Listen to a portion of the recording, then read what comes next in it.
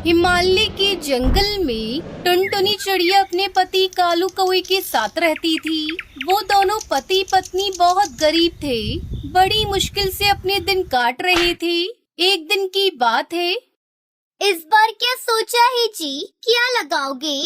सोच रहा हूँ इस बार मटर लगाऊं। पर 2 साल पहले जब तुमने मटर लगाई थी तब पता है ना क्या हुआ था? हाँ याद है, आधी मटर खराब हो गई थी, लेकिन तब तो उसमें कीड़ा लग गया था ना। इस बार मैं ध्यान रखूंगा। ठीक है, और फिर क्या करोगे इतनी सारी मटर का? मटर पुलाव बनवाएंगे और भरपेट जी भर के खाएंगे, और क्या। कालू कौवे की बात सुनकर उसकी पत्नी टुनटुनी चिड़िया भी हंस पड़ी। बारिश का मौसम आने वाला था, तो इस बार कालू ने तय किया कि वो अपने खेतों में मटर लगाएगा। उसने बड़ी मेहनत से खेत को तैयार किया और मटर के बीज भी बो दिए। कुछ दिनों बाद पहले पौधे आए और फिर उन पर हरी हरी मटर लगनी भी शुरू हो गई। टुनटुनी, ओ टुनटुनी, चलो जरा तुम्हें कुछ दिखाना है। कालू कौवा टुनटुनी चिड़िया को मटर के खेत में ले जाता है। खेत देखकर टुनटुनी चिड़िया के चेहरे पर भी मुस्कान आ गई। पूरा खेत हरी भरी मटरों से भरा हुआ था। ऊपर वाले की कृपा से बहुत बढ़िया फसल हुई है इस बार। तुम देखना टुनटुनी, इस बार खूब अच्छे पैसे मिलेंगे इन मटरों के। मैंने सोच लिया है, पैसे आते ही सबसे पहले घोंसले की छत ठीक करवाऊंगा। और कोई खर्चा है क्या, वो भी बता देना। हाँ है ना, एक बढ़िया सा हार भी दिला देना मुझे। हाँ ले लेना, एक नहीं तुम 2 हार ले लेना इस बार। मटर की बढ़िया फसल देखकर दोनों पति पत्नी सपने देखने लगे। दूसरी तरफ पूरे जंगल में भी ये खबर फैल चुकी थी कि इस बार कालू और टुनटुनी चिड़िया की फसल बहुत बढ़िया हुई है। फिर एक दिन कालू कौवे के घोंसले के बाहर मुखिया हरिया तोता आता है। अरे मुखिया जी आप? हाँ टुनटुनी, कैसी हो? ऊपर वाले की कृपा है मुखिया जी। कृपा तो वाकई बहुत हुई है तुम पर। मैंने सुना है इस बार तुम्हारी मटर की फसल बहुत अच्छी हुई है। हाँ मुखिया जी, सब भगवान की दया है। तो क्या सोचा है, किसे बेचोगे अपनी मटर? अभी तो कुछ ऐसा सोचा नहीं है मुखिया जी, जहाँ सही दाम मिल जाएगा वही दे दूंगी। अरे तो हम काहे के लिए हैं? हमें दे दो अपनी सारी मटर, हम पूरे 15 रुपए देंगे तुम्हें 1 किलो के। पर शहर के जंगल में इस बार 25 से 30 रुपए किलो बिक रहे हैं मटर। देखो टुनटुनी, मटर है गेहूं नहीं, जो कई महीने संभाल लोगी। 2 दिन बाद सूखने लगेगी सारी की सारी। मेरे पास स्टोरेज की सुविधा है, मैं तुम्हारी सारी मटर खरीद लूंगा हाथों हाथ। अब ठीक है? मुखिया जी, मैं आपको शाम तक बताती हूँ। मुखिया वहाँ से चला गया और फिर उसके जाने के बाद टुनटुनी चिड़िया कालू कौवे को सारी बात बताती है। क्या करूं टुनटुनी, कुछ समझ में नहीं आ रहा है। ये मुखिया हम गरीब किसानों का हमेशा फायदा उठाता है। हमसे कम दामों में फसल खरीदकर शहर के जंगल में ऊंचे दामों पर बेचता है। मेरी मानो तो आपको कुछ और पक्षियों से भी बात करनी चाहिए। इतना आसान नहीं है टुनटुनी। मुखिया हरी तोते की मर्जी के बगैर कोई पक्षी मेरी मटर नहीं लेगा। मुझे डर इस बात का है कि अगर सारी मटर यहीं सड़ गई तो 1 पैसा नहीं मिलेगा। हाँ अच्छा, तो फिर क्या कर सकते हैं? मुखिया जी की नजर हमारी फसल पर है तो बेचनी तो उसे ही पड़ेगी। दोनों ऐसे बातें कर ही रहे थे कि तभी उन्हें बाहर से शोर सुनाई दिया। पक्षियों की चीखने चिल्लाने की आवाजें आ रही थी। दोनों ने फौरन निकलकर देखा तो पूरे जंगल के घोंसले जल रहे थे। आग बहुत बढ़ चुकी थी। बस एक टुनटुनी चिड़िया का घोंसला सुरक्षित था, क्योंकि वो उसके खेत के किनारे ही था और बाकी के घोंसले से दूर था। कालू और टुनटुनी चिड़िया फौरन पक्षियों की मदद के लिए चले गए। काफी देर बाद आग तो बुझाली गई, लेकिन जंगल के सारे घोंसले जलकर राख हो चुके थे। सारा सामान, सारा राशन, सब कुछ राख बन चुका था। हिम्मत रखिए आप सब, हम सब मिलकर कुछ न कुछ जरूर कर लेंगे। एक काम करते हैं, मुखिया जी के पास चलते हैं, उनसे मदद मांगते हैं। हाँ ठीक कह रहे हो, चलो चलते हैं। पूरे जंगल के पक्षी मुखिया के पास पहुंचते हैं। जंगल के पक्षियों ने मुखिया को अपनी परेशानी बताई तो मुखिया ने उन सबको दुत्कार दिया। चले जाओ यहाँ से, अब बस यही काम रह गया है। लापरवाही करो तुम, आग लगाओ तुम, और भरपाई करूँ मैं। मुखिया की बात सुनकर जंगल के पक्षियों को गुस्सा आ रहा था, पर वो मजबूर थे और मुंह लटकाकर वहाँ से जाने लगे। फिर घर लौटते ही कालू कौए ने कई पक्षियों के बच्चों को भूख से रोते बिलखते देखा और फिर उसने टुनटुनी चिड़िया से कहा, टुनटुनी, घर में कितना चावल है? बहुत सारे हैं अभी तो। वैसे आप क्यों पूछ रहे हो? तुम्हारे पास मटर की कोई कमी नहीं है। तुम एक काम करो, मैं कुछ पक्षियों के साथ मिलकर एक बड़ा चूल्हा बनाता हूँ और तुम पक्षियों के साथ मिलकर मटर पुलाव बनाने की तैयारी करो सबके लिए। जब तक मेरे घर में मटर और चावल का एक भी दाना है, मेरे जंगल का कोई बच्चा भूख से नहीं रोएगा। लेकिन फिर हम लोग बाद में क्या करेंगे? अपने बारे में बाद में सोचेंगे टुनटुनी, फिलहाल जंगल के बारे में सोचते हैं। टुनटुनी चिड़िया ने इसके बाद कुछ नहीं कहा और खाना बनाने की तैयारी शुरू कर दी। अगले कुछ दिनों तक टुनटुनी चिड़िया की रसोई में ढेर सारा मटर पुलाव पकता रहा और जंगल के पक्षियों की भूख मिटाता रहा। सारे पक्षी कालू टुनटुनी चिड़िया को दुआई दे रहे थे, लेकिन फिर धीरे धीरे कालू के घर चावल और मटर खत्म होने लगे और कालू और टुनटुनी चिड़िया सोच में पड़ने लगी। तभी एक दोपहर कुछ ऐसा हुआ जिसकी उम्मीद किसी को नहीं थी। अरे सेठ जी, आप मुझ गरीब के घर, आप अंदर आइए, यहाँ बैठिए। अरे बस करो भाई, तुम पहले ही बहुत कुछ कर चुके हो। यहाँ जो कुछ हुआ उसके बारे में मुझे सब पता चल चुका है, लेकिन अब किसी को परेशान होने की जरूरत नहीं है। मैंने आदेश दे दिए हैं, अब सब कुछ ठीक हो जाएगा। और हाँ, तुम्हें अब जंगल के मुखिया के लिए चुना जाएगा।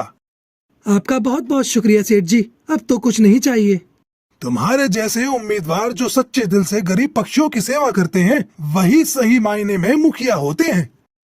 अब कालू कौवे को मुखिया बनने से कोई नहीं रोक सकता था, क्योंकि सारे जंगल के पक्षी कालू और टुनटुनी चिड़िया के साथ होते हैं। कालू कौवा जंगल के पक्षियों का मुखिया बन जाता है और फिर उसकी सारी मुसीबत दूर हो जाती है।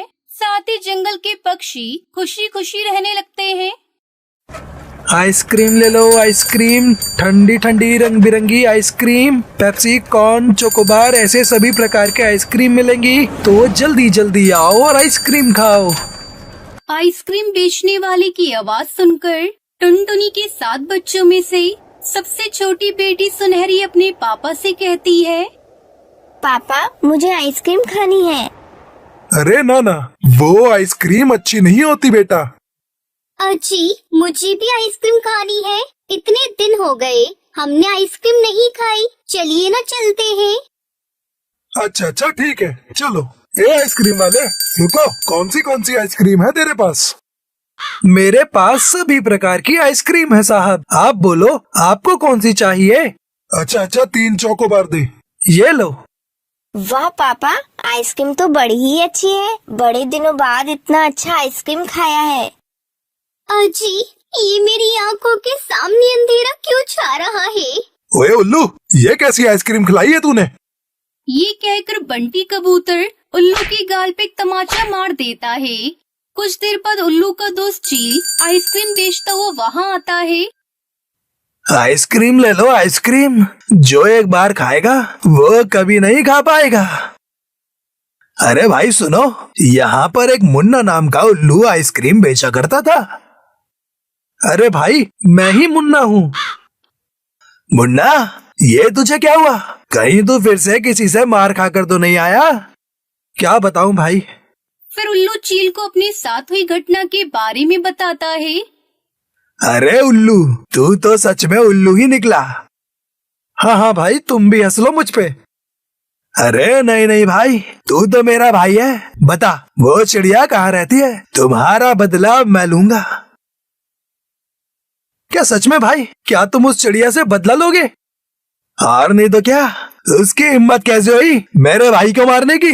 अब तो उसके बच्चे में खाकर ही रहूंगा। चल बता मुझे, वो चिड़िया कहाँ रहती है? बच्चों, खेलना बंद करो और मेरी बात सुनो। देखो, मैं कुछ काम से तुम्हारी मौसी के घर जा रही हूँ। मासी के घर मुझे भी आना है माँ। नहीं बेटा, बाहर बहुत धूप है, इसलिए मेरे साथ कोई नहीं आएगा और मैं भी अपना काम जल्दी खत्म करके आ जाऊंगी। तब तक तुम सब घर में ही रहना, कहीं बाहर मत जाना और बाहर से भी किसी को अंदर मत आने देना, समझे? सुनहरी, अपने भाइयों का ख्याल रखना। हाँ माँ, ठीक है। टुनटुनी बच्चों को समझाकर बाहर चली जाती है। ये सब चील पेड़ के पीछे छुपकर देख रहा था। अच्छा, तो यहाँ पर रहती है वो चिड़िया। अब देख मैं क्या करता हूँ। बच्चे घर में खेल रहे थे, तभी उन्हें किसी की आवाज सुनाई देती है। खिलौने ले लो, खिलौने। ओए छोटे छोटे बच्चों के लिए प्यारे प्यारे खिलौने, जल्दी जल्दी आओ और खिलौने ले जाओ। भैया, बाहर कोई खिलौने वाला आया है, चलो चलो जल्दी से खिलौने लेकर आते हैं। तुझे याद है ना, माँ ने क्या कहा था कि कोई घर से बाहर नहीं जाएगा। हाँ भैया, सही कह रहे हैं, हमें बाहर नहीं जाना चाहिए। लेकिन चील भी कहाँ हार मानने वाला था। चील कहता है, अरे ये बच्चे तो बाहर ही नहीं आ रहे। मुन्ना ने सही कहा था, बच्चे बड़े ही चालाक हैं। अब तो मेरे पास बस एक ही उपाय है। सुनो गोलू, माँ के आने तक कोई भी घर से बाहर नहीं जाएगा। चलो अब हम सब छुपा छुपी खेलते हैं। आइसक्रीम ले लो, आइसक्रीम, ठंडी ठंडी आइसक्रीम। फ्री में आइसक्रीम खाओ। आओ बच्चों आओ, और जल्दी जल्दी आइसक्रीम खाओ। अरे वाह वाह, फ्री में आइसक्रीम, मेरे तो मुंह में पानी आ गया। हाँ मेरे भी। चलो चलो आइसक्रीम खाने चलते हैं, वरना वो आइसक्रीम वाला दूर निकल जाएगा। अंकल अंकल, हमें एक एक आइसक्रीम दीजिए। क्या ये आइसक्रीम फ्री में है? अरे हाँ बच्चों, तुम सही जगह आए हो। रुको, मैं अभी तुम्हें आइसक्रीम देता हूँ। चील ने सारे बच्चों को आइसक्रीम दे दी। बच्चे बड़े ही चाव से आइसक्रीम खाने लगे। आइसक्रीम खाते ही एक एक कर सभी बच्चे बेहोश होने लगते हैं। ओए, आखिर ये बच्चे मेरे चुंगल में आ ही गए। चलो, अब किसी के आने से पहले मुझे यहाँ से निकलना होगा। ऐसा कहकर चील सारे बच्चों को एक बोरी में भर लेता है और वहाँ से चला जाता है। ओए ओए, आज तो मेरी दावत है। अरे मुझे आने में देरी हो गई, बच्चे मेरी राह देख रहे होंगे। अरे ये आइसक्रीम का ठेला यहाँ कहाँ से आया? पहले तो ये यहाँ कभी नहीं आया। टुनटुनी चिड़िया अपने घर में चली जाती है। बच्चों देखो, मैं आ गई। चिंटू, गोलू, सुनहरी, कहाँ छुपे हो सब?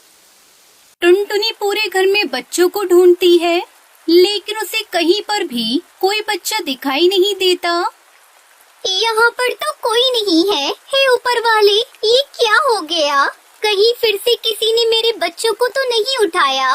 मुझे जल्दी से उन्हें ढूंढना होगा। तभी वहाँ पर कालू कौआ आ जाता है। कालू भैया, आपने मेरे बच्चों को कहीं देखा?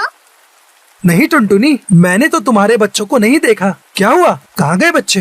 पता नहीं कालू भैया, मैं कुछ काम से बाहर गई थी। जब मैं वापस आई तो मैंने देखा कि घर में एक भी बच्चा नहीं है।